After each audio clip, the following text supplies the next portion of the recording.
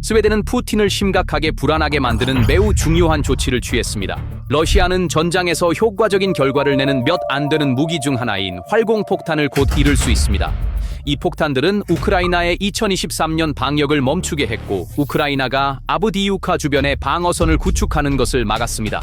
그러나 스웨덴은 이제 우크라이나와 힘을 합쳐 이 균형을 근본적으로 흔들 수 있는 결정을 내렸습니다. 36대의 그리펜 전투기가 올해 말이나 2027년 초에 우크라이나에 도착할 예정입니다.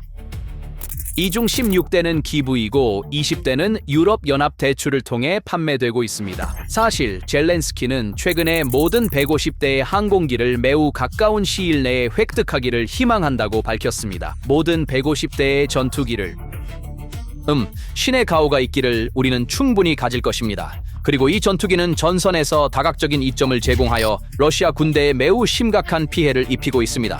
가장 중요한 것은 이들이 러시아제 활공폭탄의 효과를 크게 줄이고 있으며 이러한 수송은 우크라이나가 자체 활공폭탄을 개발하고 매우 성공적인 시험을 진행하고 있는 시점에 이루어지고 있다는 것입니다. 이 두 가지 대응책이 결합되면 2027년 초까지 그리펜은 러시아의 활공폭탄을 무력화할 뿐만 아니라 우크라이나가 이 전술을 러시아에 사용할 수 있게 할 것입니다. 그리고 러시아는 현재 이 두 가지 위협에 대한 구체적인 해결책이 없습니다. 그리펜이 왜 그렇게 중요한지 이해하려면 먼저 러시아가 활공폭탄으로 무엇을 하고 있는지 그리고 우크라이나가 이에 어떻게 대응하고 있는지를 살펴봐야 합니다. 활강폭탄은 기술적으로 간단하지만 효과적인 개념에 기반을 두고 있습니다. 날개 키트와 글로나스 위성 유도 모듈이 러시아의 기존 재고에서 일반 자유 낙하 폭탄에 통합되었습니다. 러시아 조종사들은 전선 뒤 수십 킬로미터의 안전한 고도에서 비행하며 폭탄을 투하하고 즉시 돌아섭니다. 우크라이나 미사일은 그들을 절대 도달할 수 없습니다. 폭탄은 위성 좌표를 사용하여 자율적으로 목표물로 활공합니다. 이 탄약들은 기술적 기적이 아니며 움직이는 목표를 맞추는 데 실패하는 조잡하고 저렴한 시스템이지만 요새화된 위치와 고정된 인프라를 파괴하는 데 매우 효과적인 도구가 되었습니다. 1.5톤의 폭발물이 직격할 때 어떤 콘크리트 요새도 견딜 수 없습니다. 이 파괴력은 러시아에 중요한 이점을 제공했습니다. 우크라이나의 2023년 방역에서 서방 훈련을 받은 기갑 여단들은 러시아 전선을 돌파할 기회를 잡았지만 하늘에서 쏟아지는 이 저렴한 폭탄들이 진영로를 마비시켰습니다. 공격은 처음에는 느려지다가 결국 멈췄습니다. 아브디우카의 지하 대피소에서 몇 주 동안 저항하던 우크라이나 군인들은 결국 이 폭탄에 굴복할 수밖에 없었습니다. 그것은 러시아가 막대한 희생을 치르고도 점령할 수 있었던 마지막으로 진정으로 가치 있는 군사 목표 중 하나였으며 그것을 무너뜨린 진정한 힘은 이 활공폭탄들이었습니다. 그러나 현대 전쟁의 역사는 모든 공격 무기가 결국 그 해독제를 만나게 된다는 것을 증명하며 우크라이나는 그 해독제를 개발했습니다. 최신 정보와 현장 레이더 보고서에 따르면 단일 전략 목표를 완전히 타격하기 위해 러시아 군대는 이제 18개의 활공폭탄을 발사해야 합니다. 비율은 1대 17로 감소했습니다. 우크라이나는 전선에 광범위한 전자전 및 신호방해 네트워크를 구축했습니다. 이러한 방해 장치는 폭탄의 글로나스 위성 연결을 차단하고 탄약을 목표에서 벗어나게 합니다. 대부분의 폭탄은 이제 빈 들판에 떨어집니다. 러시아는 단일 지점을 맞추기 위해 하늘에서 탄약을 쏟아붓고 있습니다. 그러나 문제는 완전히 해결되지 않았습니다. 러시아의 탄약 비축량이 너무 많아서 맹목적으로 발사하더라도 결국에는 목표를 맞출 수 있습니다.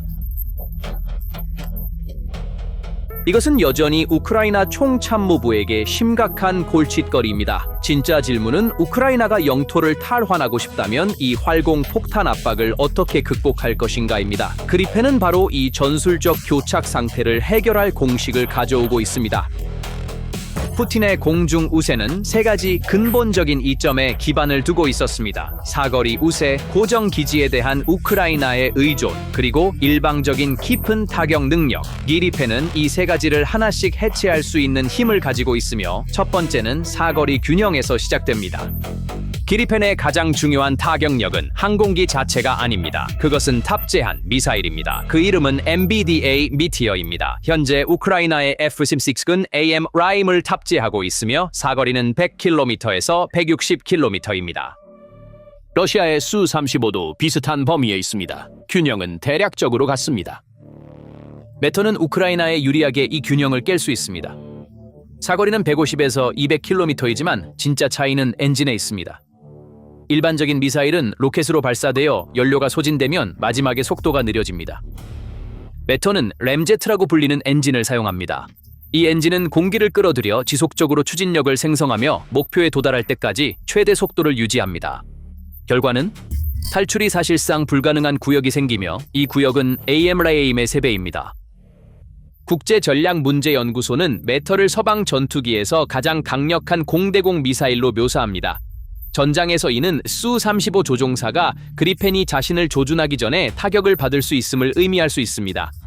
중폭탄을 투하하기 위해 접근하는 수-34 폭격기는 훨씬 더 멀리 떨어져 있어야 할 수도 있으며 이는 정확도를 낮춥니다. 게다가 미티어는 단순히 항공기만 추적하는 것이 아닙니다. 비행 중인 칼리버 유형의 순항 미사일도 격추할 수 있으며 단거리 아이리스-T 미사일과 함께 샤이드 드론 파도에도 대응할 수 있습니다. 그래서 푸틴의 공중 공격 전략의 모든 부분, 전투기, 크루즈 미사일, 드론은 같은 플랫폼에서 대응할 수 있습니다. 게다가 스웨덴 조종사들은 러시아 군 공군과 대치한 실제 경험이 있으며 이들이 곧 우크라이나 조종사들을 훈련시킬 것입니다. 푸틴의 두 번째 이점은 간단했습니다. 우크라이나 항공기가 이륙하는 곳을 타격하는 것이었습니다. 모든 F-16 기지는 위성 이미지에서 빛나는 고정된 목표입니다. 그리펜은 정확히 이 이점을 무의미하게 만들기 위해 설계되었습니다. 40년 전, 더도 덜도 아닙니다. 1980년대에 스웨덴은 단 하나의 악몽 시나리오를 가지고 있었습니다.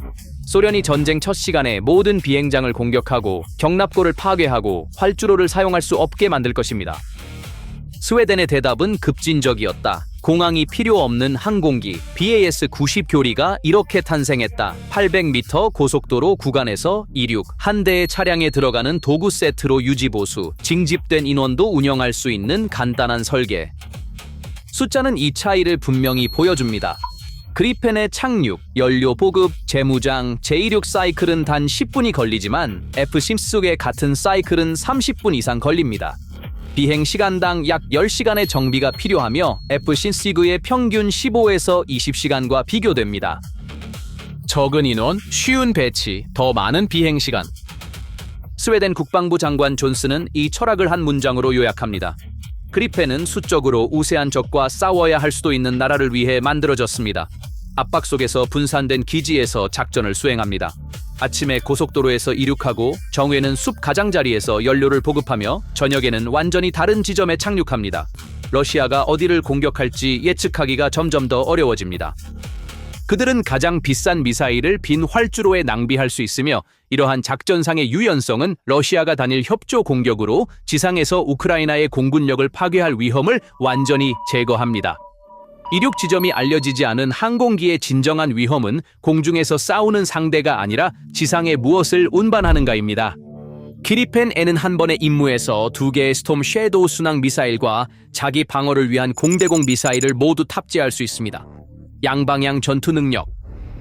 스톰 섀도우는 이미 우크라이나 전선에서 입증된 무기입니다. 250에서 560km 사거리, 450kg 탄두. 이중 단계 탄두는 먼저 철근 콘크리트를 관통한 후 내부에서 폭발합니다. 벙커 버스터입니다.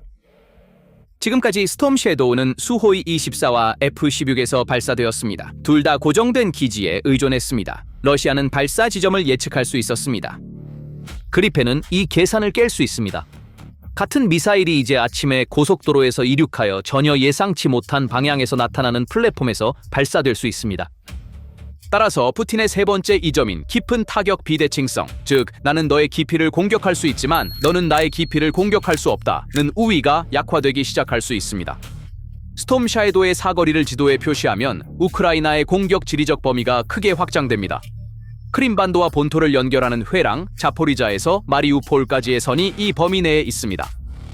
이 회랑의 철도 교차점, 연료 저장소, 탄약 지점은 스톰 섀도우의 사정거리 내에 있으며 이 회랑은 크림반도의 생명선입니다. 케르치 다리는 손상되었습니다. 페리는 공격을 받았습니다. 만약 이 회랑도 차단된다면 크림반도의 주둔구는 보급이 어려워질 수 있습니다. 각 항공기는 개별적으로 강력하지만 진정한 위협은 세 대를 모두 함께 사용하는 데 있을 수 있습니다. 우크라이나는 곧 세 가지 다른 나토 전투기를 동시에 사용할 수 있습니다. F-16, 나토의 물류 네트워크에 연결된 검증된 지상 공격 및 레이더 억제 플랫폼, 그리펜, 공중 통제 및 분산된 심층 타격, 메터로, 공중 우스, 스톰 섀도우로 심층 타격, 분산된 고속도로 작전, 미라주, 2000, 다목적 세 번째 요소. 각각은 다른 레이더 신호, 다른 무기 세트, 그리고 다른 기지 논리를 가지고 있습니다. 이것이 러시아의 진정한 도전이 될 수 있습니다. 만약 F-16에 대한 방공을 배치한다면 그리펜이 메터리에 노출될 수 있습니다. 그리펜의 분산된 기지를 사냥하는 데 집중하면 F-16의 레이더 파괴 미사일에 노출될 수 있습니다. 동일한 목표가 두 개의 다른 항공기, 두 개의 다른 방향, 두 개의 다른 시간에 공격될 수 있습니다. 방공망을 포화시키는 가장 빠른 방법입니다. 세 가지 위협을 동시에 대응하기 위해 필요한 자원은 전선에서만 끌어올 수 있으며, 이는 러시아가 어떤 위협을 막으려 하든 다른 곳에 빈틈을 남길 위험이 있다는 것을 의미합니다. 그리고 동시에 이 방정식과 함께 우크라이나도 자체 활공폭탄을 개발하고 있습니다. 2027년에 그리펜이 러시아의 활공폭탄 능력을 무력화하는 동안 우크라이나는 러시아에 대해 같은 전술을 사용할 수 있을 것입니다. 왜냐하면 러시아는 이 전술에 대한 좋은 해결책이 없기 때문입니다. 상황이 역전되고 있습니다. 36대의 항공기는 인상적인 숫자이지만 큰 그림에서 보면 첫걸음에 불과할 수 있습니다. 첫 번째 배치는 명확합니다. 스웨덴 재고에서 기증된 16대의 그리펜 CD 전투 준비 완료. 2027년 초에 인도. 유럽연합 신용으로 구매한 20대의 그리펜 E 2030년부터 인도. 배경에 있는 숫자는 훨씬 큽니다. 2025년 10월에 100에서 150대의 그리펜 E에 대한 의향서가 서명되었으며, 이는 사브의 역사상 최대 수출 주문이자 가장 전략적인 단계가 될 수 있습니다. 2025년 11월 양해 각서에 따라 2033년부터 그리펜 생산의 일부가 우크라이나에서 직접 이루어질 계획입니다.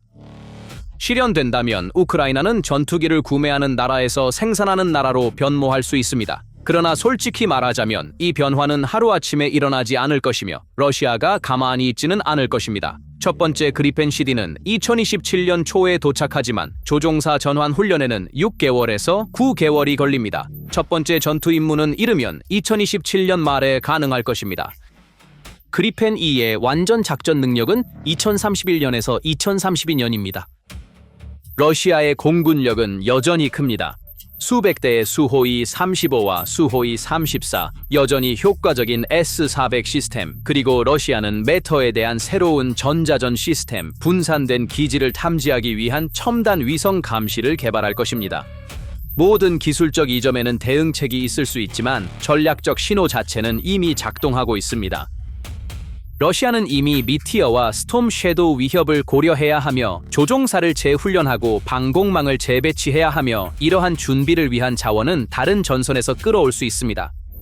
우크라이나가 지금 이 인도를 발표하는 것은 전적으로 심리적 전략으로 적의 주의와 자원을 잘못된 영역으로 분산시키는 것입니다. 4년 전 우크라이나 공군은 오래된 소련제 미그기로 싸우고 있었습니다. 예비 부품도 없고 미사일 재고도 바닥나고 있었습니다. 오늘날 우크라이나 공군은 세 가지 다른 나토 플랫폼으로 비행할 준비를 하고 있습니다. 푸틴의 세 가지 이점의 미래가 이제 의문시되고 있습니다. 사거리는 미티어로 인해 균형이 깨질 수 있습니다. 비행장 타격 전략은 분산된 기지로 인해 무의미해질 수 있습니다. 그리펜이 스톰 섀도우를 탑재하면 깊은 타격 비대칭이 역전될 수 있습니다. 그리고 동시에 우크라이나는 자체 활공폭탄을 개발하고 있습니다. 2027년에 러시아가 이 전술을 잃는 동안 우크라이나는 이를 얻게 될 것입니다. 스웨덴은 소련의 침공을 두려워하여 이 항공기를 40년 전에 설계했습니다. 이제 그 위협과 정확히 싸우고 있는 나라의 손에 넘어가고 있습니다. 이에 대해 어떻게 생각하시나요? 댓글로 공유해주세요.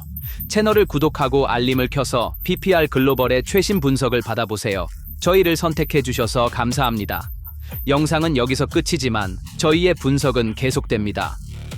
BPR 글로벌의 심층 보고서를 장거리 운전이나 일상적인 휴식 시간 동안 팟캐스트처럼 쉽게 들으시려면 저희 스포티파이 채널을 방문해 보세요. 설명 섹션의 링크를 통해 지금 바로 저희 스포티파이 계정을 팔로우하시고 어디에 있든지 어떤 상황이든지 세계에서 일어나는 일을 놓치지 마세요.